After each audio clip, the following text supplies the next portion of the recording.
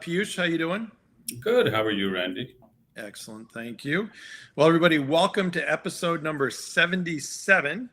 I guess good for us, bad for in Vegas. But pleasure to have Piyush Mehta, who's CEO of Data Dynamics. And full disclosure, I'm an investor and also on his board. So we'll try to be on our best behavior.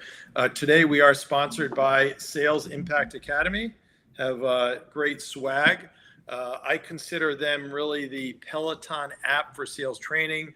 So if you can envision, how you use a Peloton app, they've got really a similar thing, except for sales and go-to-market training. They've got the best bench of experts that actually do live training, also recorded, can be interactive, Q&A, and everything else. So fantastic company, also sponsor of Sales Community.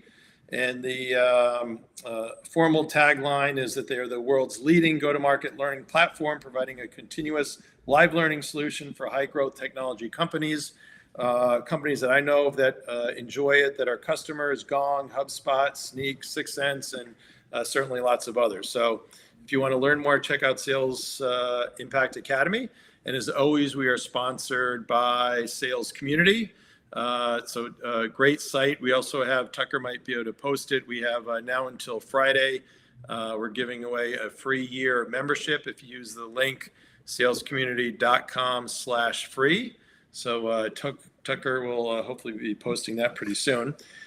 We do have a great title today: Selling to Enterprise Customers in a Hybrid Cloud World. Piyush has been around the block, and will offer some fantastic insights on that, as well as a lot of other sales and go-to-market areas. We figured, I think I've known you for probably around 14 years or so, certainly more recently in the board work at Data Dynamics. I've really enjoyed seeing you in action, running the company. Obviously, you always have your ups and downs. Fortunately, right now, all up and to the right. I've done a great job evolving the offerings. Certainly a very competitive environment that we're in, and always a consummate professional. It's amazing. You've actually only been had 3 jobs with 3 different companies in, I think, the past 24 years. So that's certainly something you don't see much more at all. And most importantly, you're a great husband and father. I know that for sure. So why don't we jump in and tell us about your professional background? Sure. So, surprisingly or not, my actual education's around accounting and finance. So not really a techie by nature, but over the years have learned technology and the value that technology brings to customers. This is now the 3rd startup, as you mentioned, over 24 years. Had a full set of hair when I started. So there you go. Me too. And it's been a fun journey. Everything from seeing things going from NT to 2000 and doing those data migrations for desktops, to seeing MSI creations and Y2K, to seeing what's happened in the world since then. And it's amazing, the transformation in technology to some of the AI ML stuff that we're seeing today. That's crazy. And how did you get over to Data Dynamics? So I founded the company back in 2012. We bought IP from, at that time, Brocade Communications, around their file management platform suite, and put kind of the band back together that had originally created some of that technology, and saw that there was value around helping customers address a big challenge, which was, how do I move or migrate data back in the day to net new NAS technologies like Isilon and like clustered ONTAP. Oh, that's awesome. So speaking of that, maybe tell us more about Data Dynamics. Sure. So we as Data Dynamics are here to help enterprise customers address probably a challenge that every single one faces almost every single day, which is, how do I better get a grasp and how do I better manage my data in a hybrid world? Data continues to grow, as everybody's seen, anywhere between 30 and 50%, especially unstructured data. User data continues to expand rapidly. Application data that's associated to it also accelerating at a crazy pace. Challenge is, how do I get a grasp on it? And the bigger challenge that we see enterprises face is they're really custodians of this data, And there is a trust that's inherent to making sure that data is secure, that making sure that data is accessed in the right way, making sure it's kept in the right location. And that challenge gets magnified when that data continues to grow and sprawl across a global environment. And what we do as Data Dynamics is help provide a single platform that helps you address that data management challenge, everything from knowing who owns it and where is it, to what kind of risk do I have associated, to what is in it. Many times you grow so fast, you don't even realize, is there things that I want to protect? Is there things that are not even worth protecting? And by the way, do I even need to store it? The delete button is very rarely used in the world of data. So the question really becomes, do I even need to keep it? And does that create a different sense of exposure? So we as Data Dynamics have an all-encompassing platform, a software platform that, enterprise customers, 26 of the Fortune 100 today, plus several others, leverage to really drive holistic data management. Wow, that's great. So you typically sell to larger kind of enterprise global companies, and who's usually your executive decision maker? So traditionally, it's been heads of storage. We've seen that pivot towards more of lines of business where you have either somebody associated with governance, with compliance. You're also seeing the CDO role take more of an impactful position where they're not only the conduit, but they're also budget holders and stakeholders in the decision making. So the CDO, the CIO become key areas of decision making for us. Oh, that's great. And are you allowed to name drop any of the impressive customers we have? What I'll say is 2 of the top 5 oil and gas companies or clean energy companies, 6 of the top 10 banks in the world, all use our technology, and many others of similar caliber. That's great. And you recently got a Global Tech Award, correct?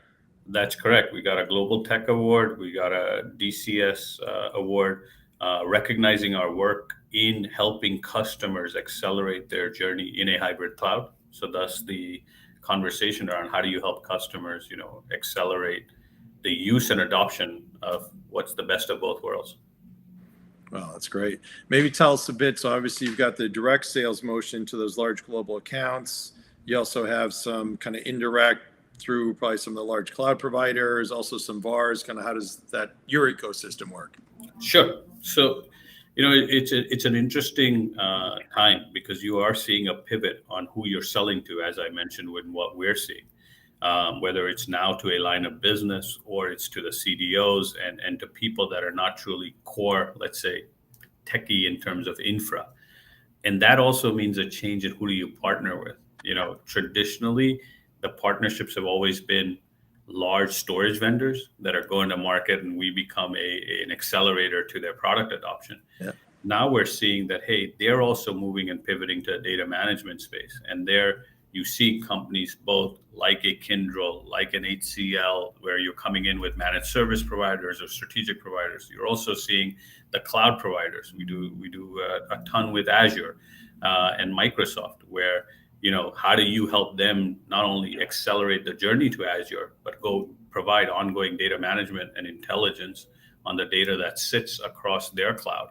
And then we also work very closely with some of the best resellers out there, a Worldwide, a Computer Center, who do a phenomenal job in driving and helping customers on this journey of a digital transformation.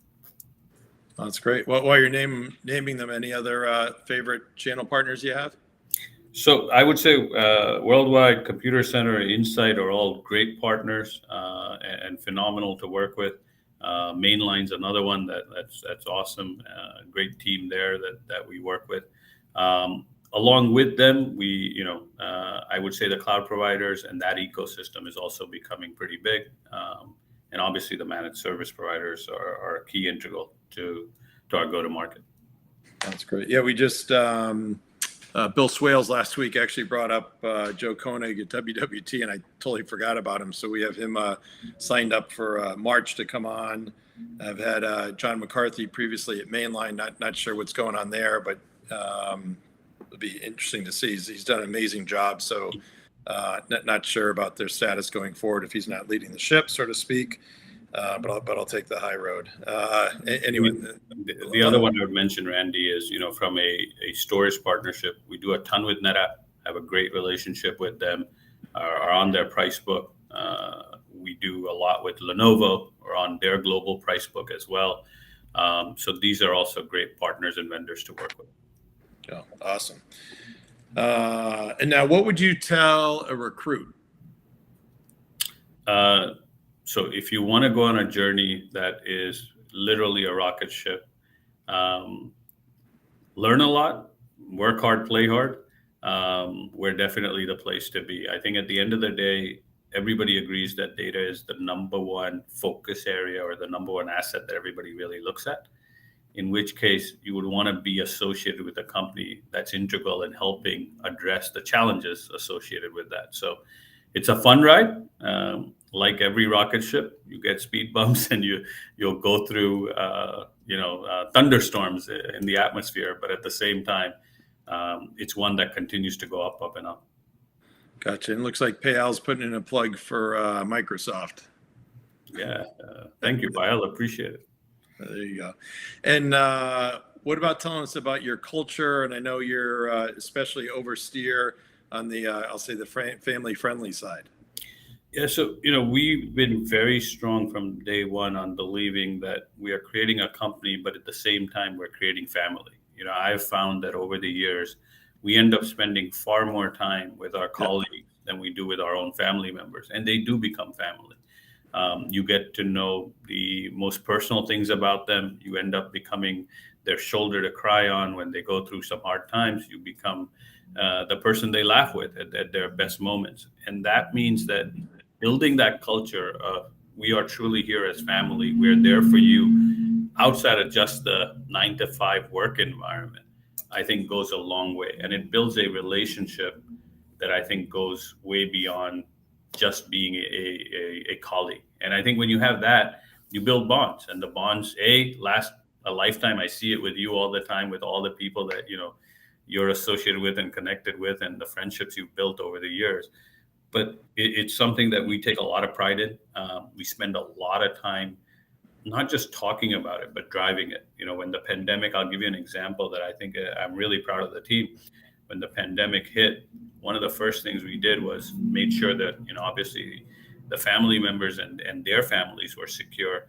But we also asked them, hey, who do you know that we should go help? It's a typical family mindset. And then, make sure that we're out there, whether it's economically, whether it's any other way, helping them make sure that they have substance and able to survive this event. That's great. And it probably was especially challenging because you've got a good, decent footprint in India with a lot of great folks there too, right? Yeah, we have. We just actually, Louis, our COO, was recently there, celebrated our 100th plus employee mark. So we have a pretty large team out of Pune. Great bunch of people giving their heart and soul across a variety of different disciplines for us. And things like recently we had a cricket event where a bunch of them went and had a wonderful evening out. And those type of things are bonding items that really drive that message into fruition. That we enjoy spending time not just in the office, but even outside the office. Gotcha. And that was for those that don't know, because I didn't until we had this call. That was the Royal Face-Off IPL.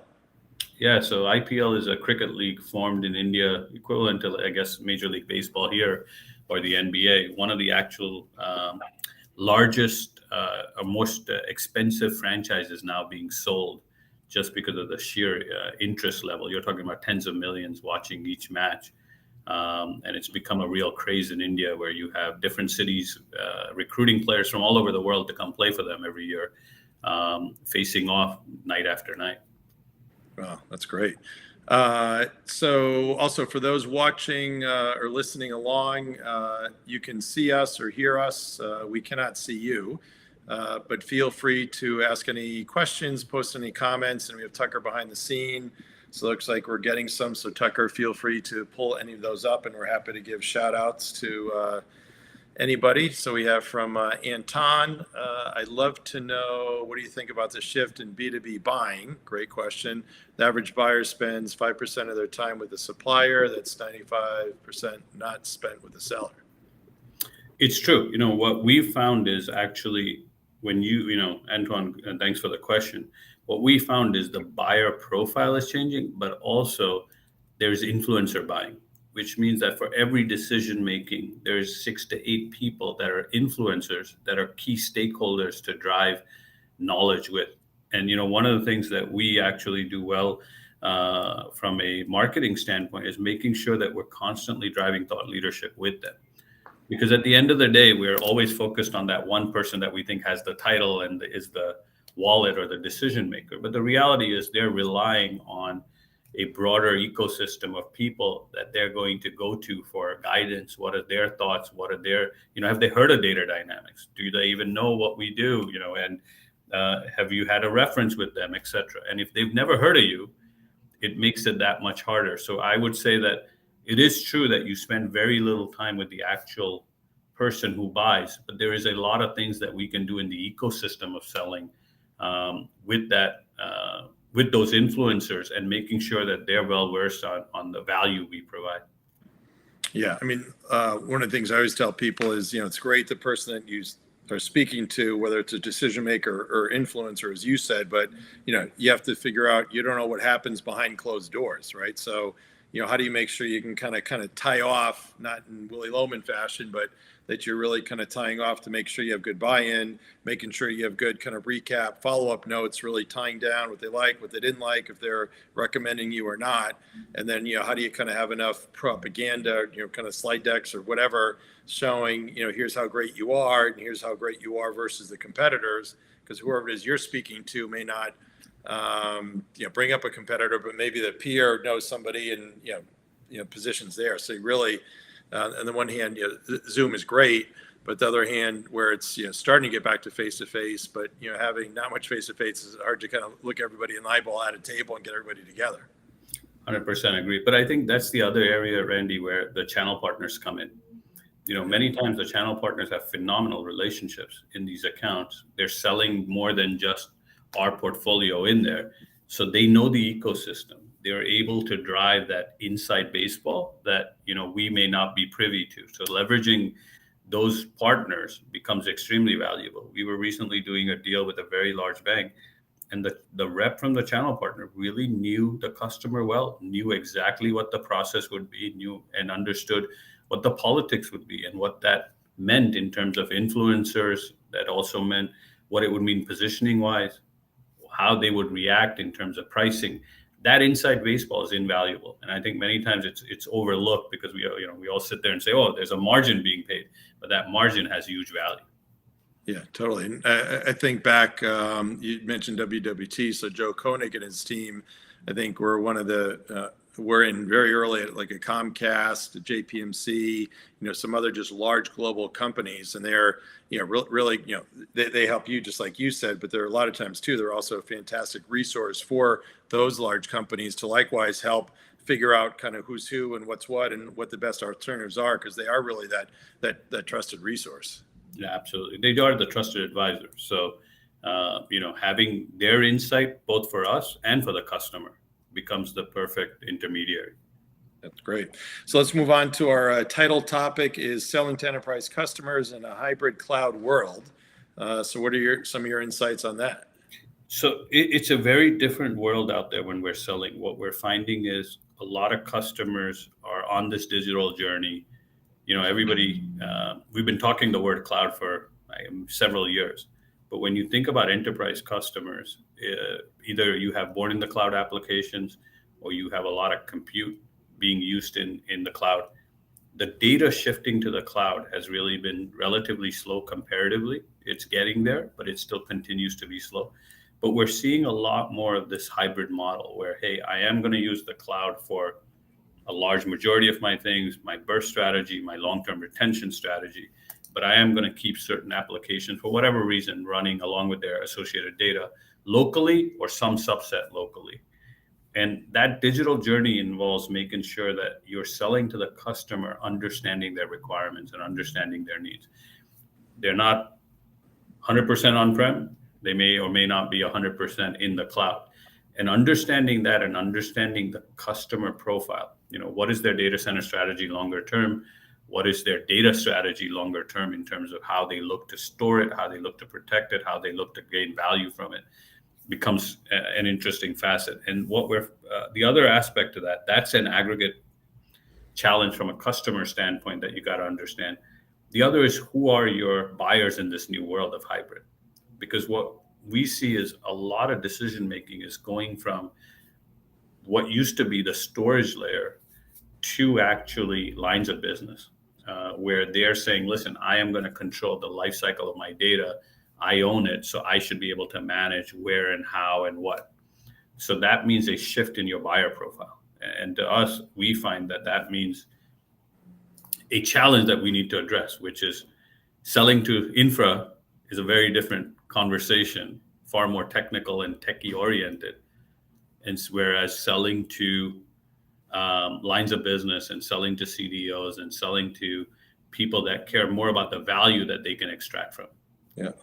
Gotcha. So in the example being, say, for banks, usually you'd have a kind of centralized, IT group looking over all the usual stovepipes. But then now you have, it could be a consumer, could be an investment banking, could be a brokerage as a separate line of business who, maybe there's some shared service thing that they get, but they're saying, hey, we're spending our money. We want to make sure that we're doing the right thing, protecting ours. So not only do you have to still do the traditional sell to that centralized group, but then figuring out, okay, of what you're selling, who's it really impacting?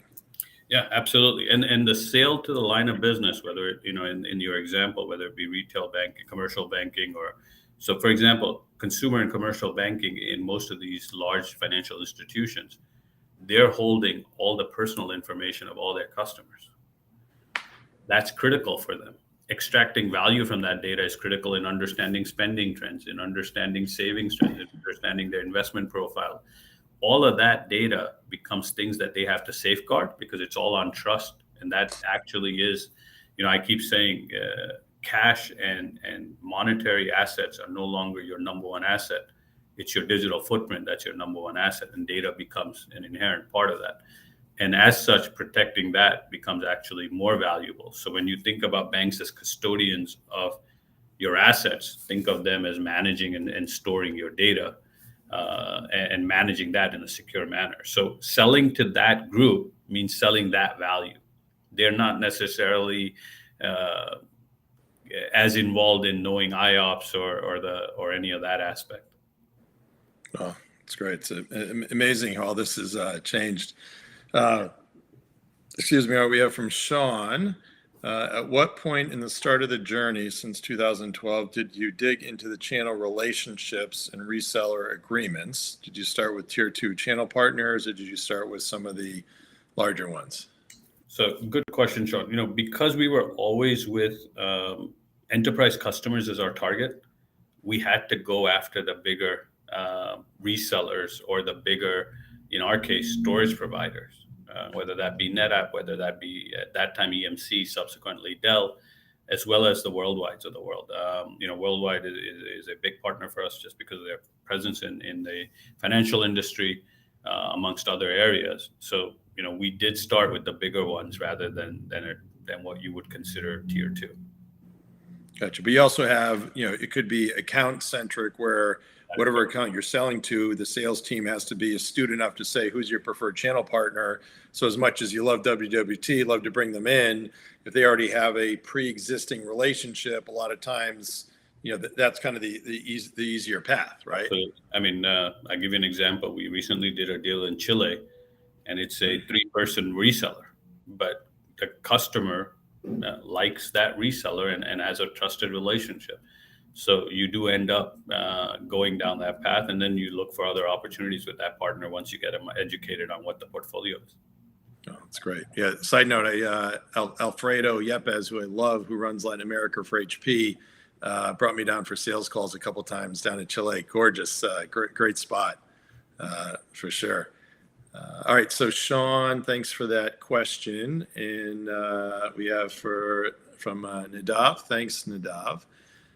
Everyone is talking about digital transformation, but it is slow. As Piyush said, how do they drive buyers' urgency?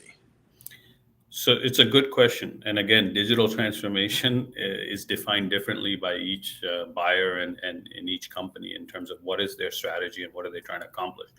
I think everybody realizes that being digital gives them a competitive edge. The question really becomes, how do they drive that sooner rather than later?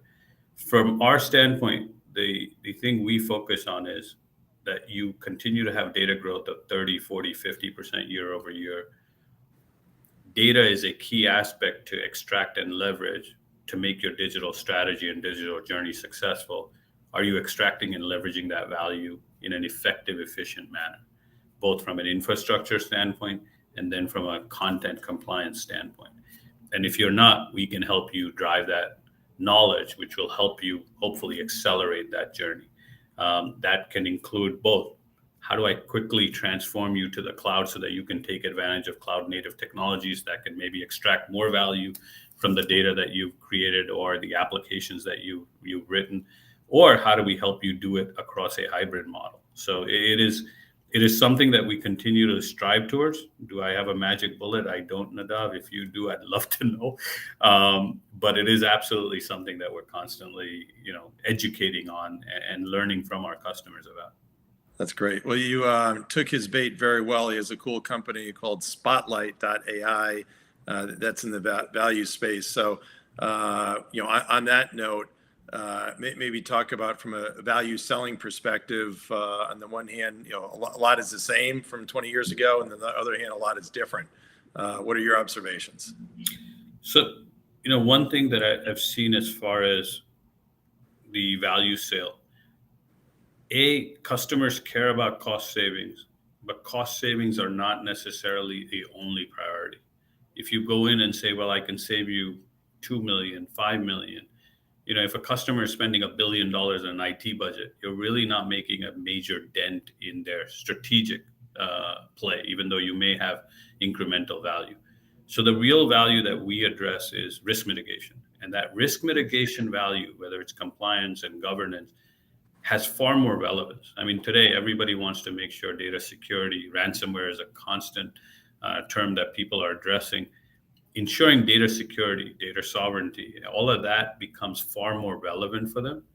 And if you think about even the buyer profile that I mentioned, it now allows the CIO and the infrastructure team to go provide that incremental value to their buyers rather than having to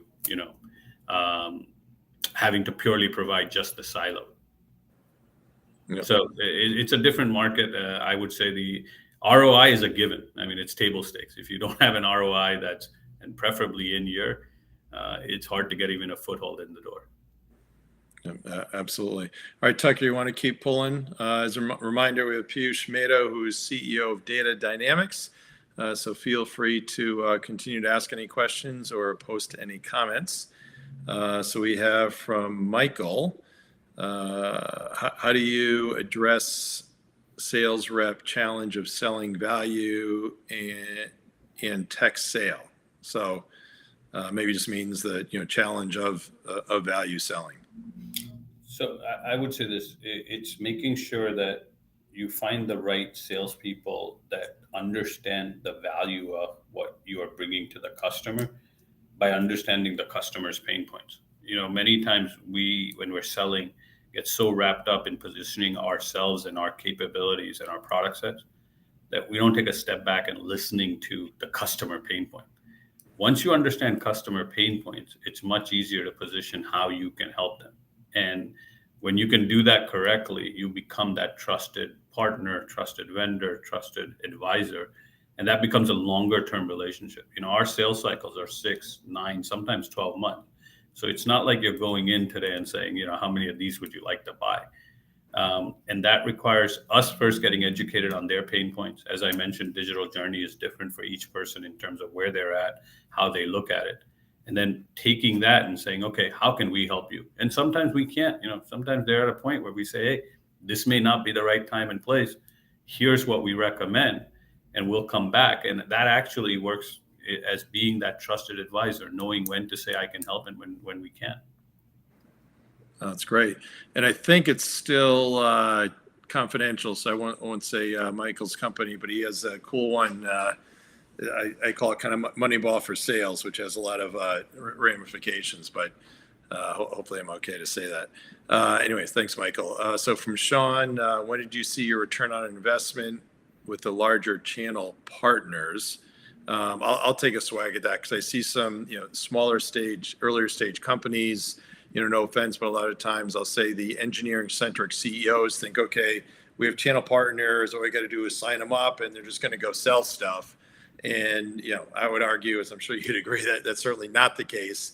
What you need to do is first you got to figure out your product market fit. Then you need to, actually do that end user selling yourself. And then opportunistically, you can figure out, to bring in a channel partner so that way they can kind of, learn on the fly, are able to then start to get some traction. And after they do, some number of deals, then you could potentially lean in. But you really need to make sure that you really invest that time and effort.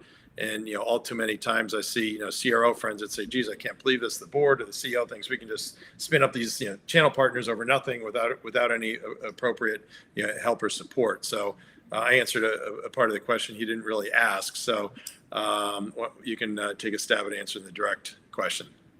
No, so I completely agree with you, Randy. The other thing to also realize, it's the same exercise with channel partners that it is with customers. When you go to some of these channel partners, they are selling thousands of different items. And, you are another piece that's part of a far broader and complicated puzzle. So what value do you bring? Make sure you understand what are their challenges with their customers. How do you educate them on the value you bring? Because that'll accelerate their adoption of your technology into their stack and being able to go to the customer. What I would say is, at least with us, because we are so enterprise driven, working hand in hand with their sales teams really is everyday blocking and tackling. Our reps are out with them, having the conversations, presenting together, doing POCs together. It's a joint to the hip. And like I said, as you do that, you actually become a stronger team. And once you have one win and two wins, what ends up happening is, like anything else, they go to their buddy and say, "Hey, I made 20 grand, 30 grand, 50 grand in commission thanks to selling Data Dynamics software. You guys should do the same thing." Yeah, and a lot of times once you get big enough traction like you have, I will not ask you who the vendor partner is, but they'll also do spiffs to their sales teams, which then certainly helps drive behavior. And secondly, a lot of times I see companies really worried about what the profit is that they're going to make, but early on it's all about product market fit, making sure you can get the traction, making sure you get the revenue, and then you can kind of worry about your profitability, kind of over time. And I was just looking at my notebook from yesterday, but I spoke to Lisa Pope, who's president of Epicor, and she had a great saying, which is nail it before you scale it. Meaning, make sure you're really figuring out that product market fits. I thought that was good. All right, Tucker, let's see, keep going here. We have from, sorry if I'm getting these pronunciations wrong, Ganesh. Thanks, Ganesh. Piyush, cost savings can only go so far. What are your thoughts on strategies for driving the user buyer's urgency toward increasing their value to their customers? I guess one way you've addressed it a little bit, one way I'd say it is, especially if you're talking to a CFO, in an elevator, CFO has, all these different proposals, what's the urgency for him or her of kind of doing it or not doing it with your solution? What's your take? So I would say that, for us, when we're, let's say, in that elevator with a CFO, our comment to them is, your biggest risk is exposure to data. When you have data exposure or data risk, you basically lose trust and confidence of your customers, which actually has a far more broader impact to your business. So how do you mitigate that risk is where we help, and driving it across a global footprint. While you're doing that, which is, again, risk mitigation is a soft cost, right? Because you don't really have a direct impact until it happens. we can help you drive ROI savings by optimizing your underlying infrastructure. So where you derive the hard savings, which pay for the software, which will also drive the longer term value. And that that resonates really well with executives, especially business executives, because now they have a way to justify your investment because they have a hard cost savings that directly says, if I spend 2 million with Data Dynamics, I'm going to save 20 in year. By the way, in the process, I'm going to do all this risk mitigation that's going to have multitude of value that, whether you want to quantify and how you quantify becomes an additional value add. Yeah, I mean, at one point, it used to be a nice to have, but we heard from David Riley a couple months ago. As we all know, it's really table stakes. It's a must-have now, not a nice to have. So, I guess maybe shout out to David, another fantastic board member that you have. And is his new board assignment public yet? It is. Okay, so he's joining the board of Allied Bank. So, David, congratulations to that. So maybe, I guess, joking aside, so you're the CEO, you've got, board members, kind of, what's the kind of good and bad about, having a board? So I got to be careful because I got a board member that I'm answering it to. So that's right. I'll keep you on. Don't worry. We like authentic. Controversy is good, so don't worry about it. So, we've been fortunate enough to bring on board members that really are coming with a ton of experience across a variety of areas. We have Randy on, obviously, with the phenomenal sales experience. We have Andy Monshaw, ex-GM, IBM. Andy brings tremendous operational and scale understanding and experience. We have Andre Richard, again, a phenomenal leader in terms of sales, go-to-market, business acumen. We have, as you mentioned, David Riley, who's come on board, comes with the customer hat, right? Comes with the financial services and how they think about technology and what are their biggest challenges. We have a couple of investors on. So, what happens is when you have a board such as this, you actually get a good dichotomy of different thought processes coming to the table.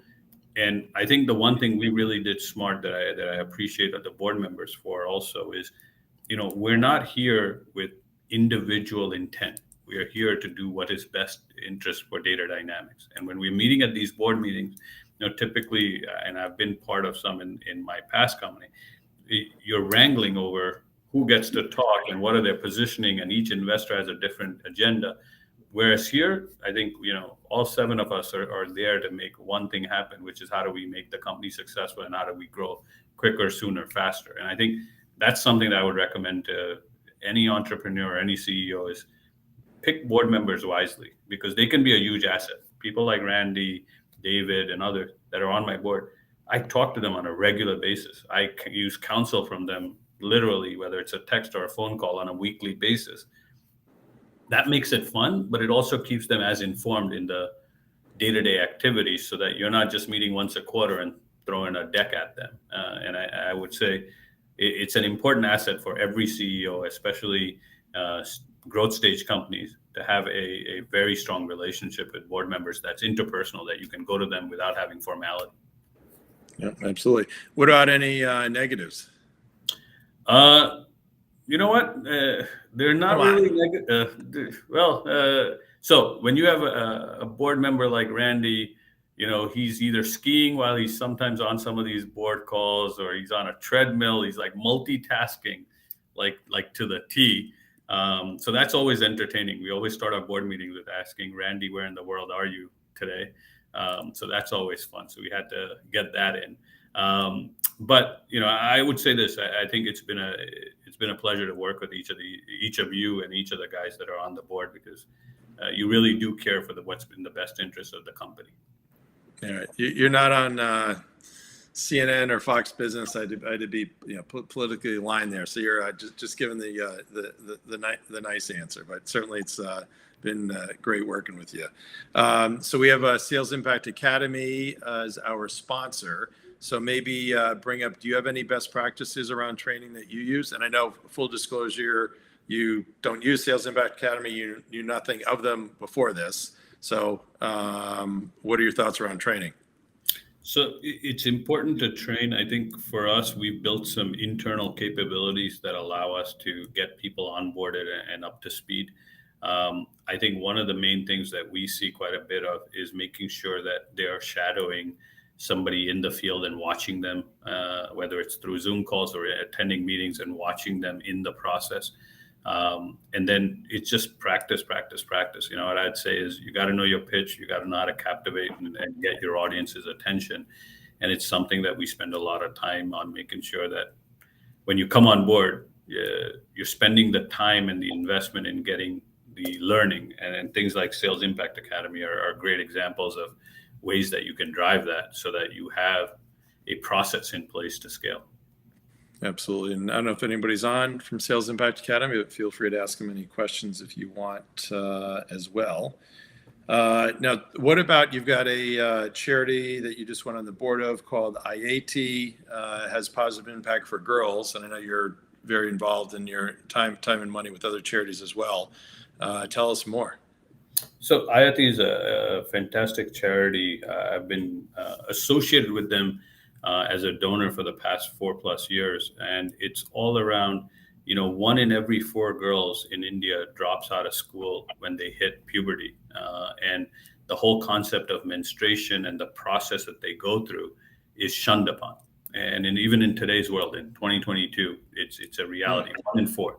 What happens is because you drop out of the education system, you lose your career path, you get married young, the whole cycle around basically losing that level of that belief, the comfort, the confidence.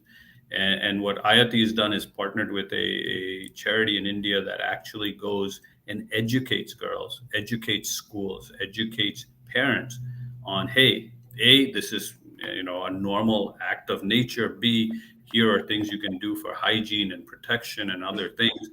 And C, don't take them out of school. Don't take them away from the community because of that 1 week or that you go through. On the contrary, support it, educate them. And this way you have less dropouts so that you can empower more girls to continue to achieve their dreams and their potential. So I think it's a great cause. And we have our gala coming up tomorrow night in New York City. And look forward to a lot of good people attending and supporting us. But definitely would love for anybody else who wants to support us to take a look. AYATI is the charity name, IAT, and phenomenal cause. Gotcha. So Tucker, if we put you on the spot, so it would be AYATI.com, I assume? Yeah, so it will be AYATI, not .com, AYATIcharity.org. Gotcha. All right.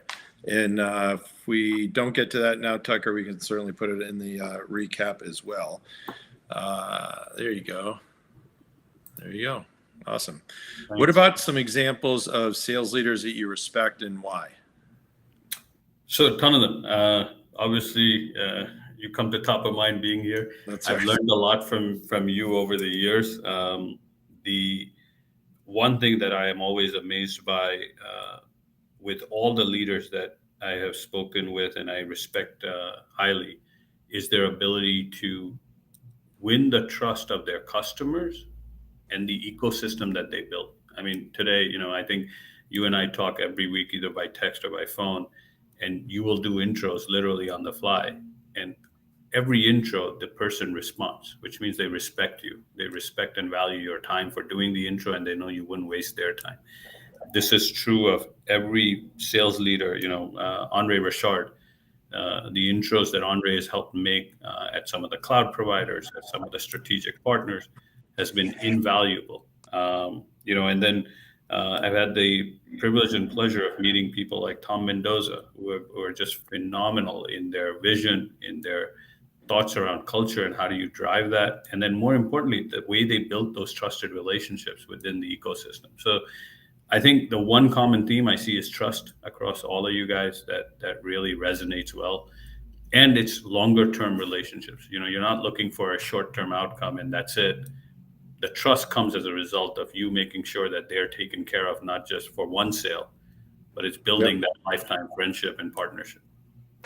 Yeah, and Tom Mendoza, obviously legendary, led by example. I never officially worked with him or for him, which is unfortunate, but always kind of admire through Bill Hogan's and others from the sidelines. But fantastic leader, and one of the things I learned just from watching him is you take care of others, you just kind of do the right thing, and you don't really do it because you want anything out of it, but just that's just the right way to lead and treat others how you want to be treated. But and Ken Doherty, who's a advisory board member, sales community along Dell now, and he always references from Walter Brown, know me, like me, trust me, right? So a lot of people think, especially this younger generation, all these relationships, you just don't pop up, especially Zoom, right? You have to be there, almost in a battle situation. Get a customer call from somebody at midnight. Guess what? You pick up the phone, they remember that, and again, just the right way to take care of people. All right, Tucker. Any others that we're not gotten to yet? So again, thanks for Tucker's help here behind the scenes. Piyush, you've mentioned risk mitigation. At least to my experience, is that risk is really difficult to quantify. How do you quantify risk? So it's a good question. I think the one thing when it comes to data is data breach has some level of economic impact that you can quantify. Now, for example, if you have an outage in a banking situation and the ATMs are down, you know what that costs you in terms of both a financial impact immediately and a loss of customers that you can estimate as a result.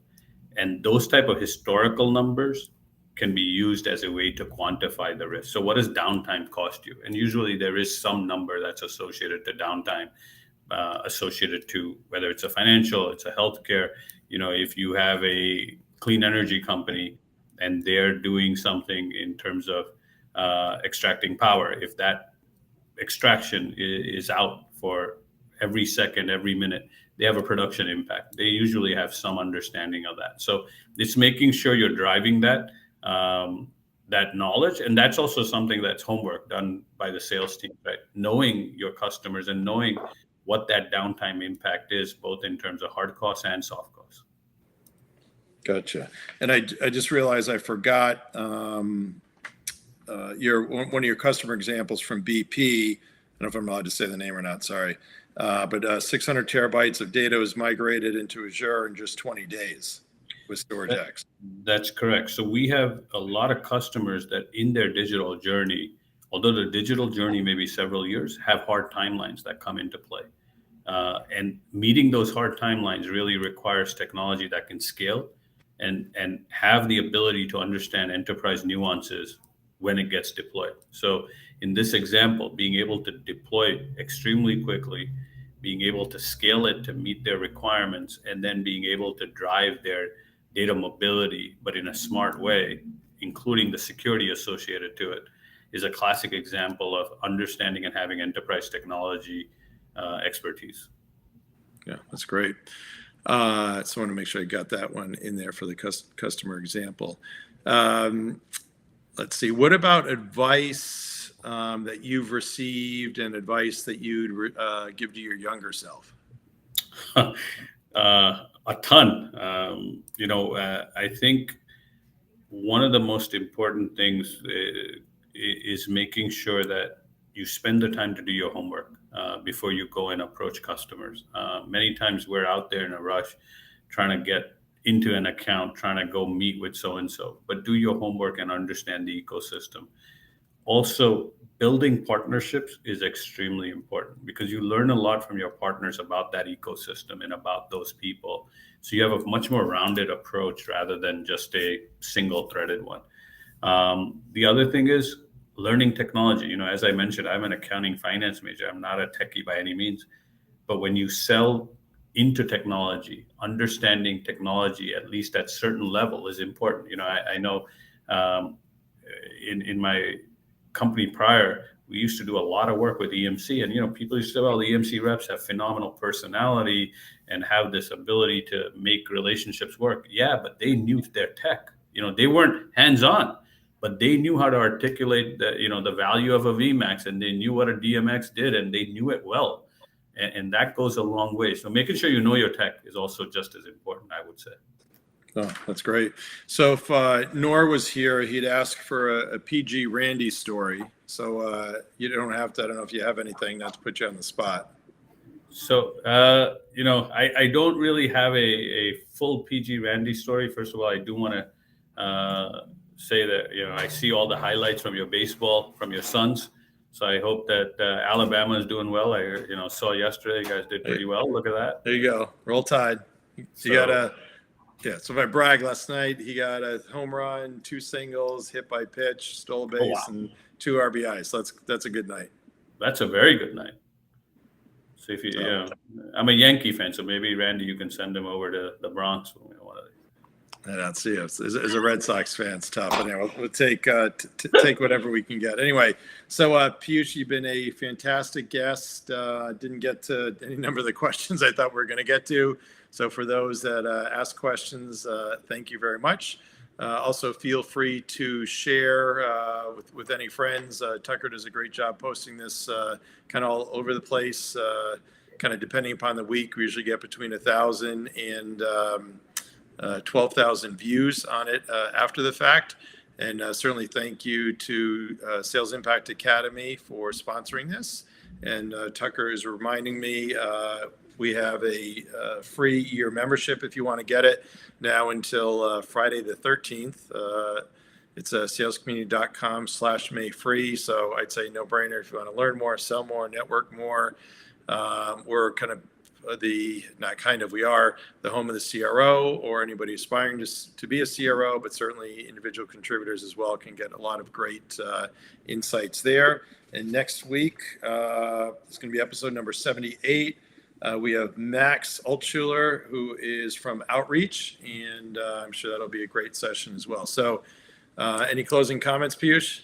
No, thank you for having me, Randy. It was a pleasure and always good to talk to you. Great. Thank you. And Tucker, thanks for your help behind the scenes there. And everybody have a great week. Yeah, thanks, Tucker.